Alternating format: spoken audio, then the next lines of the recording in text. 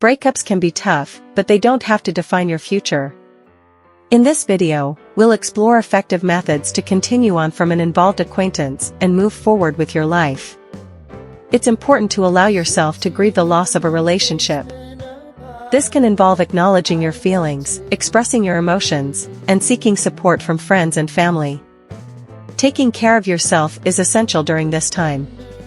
Engage in activities that promote your physical and mental well-being, such as exercise, healthy eating, and relaxation techniques. It may be necessary to limit or avoid contact with your ex-partner, especially if the breakup was difficult or painful.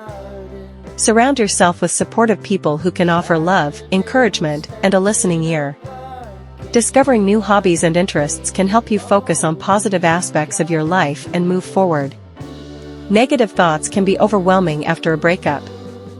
Challenge these thoughts and replace them with positive and empowering beliefs. Looking towards the future can help you stay motivated and focused on moving forward. Set goals for yourself and work towards achieving them. Moving on from a relationship can be challenging, but it's possible. By grieving, practicing self-care, and focusing on the future, you can heal and create a brighter path for yourself.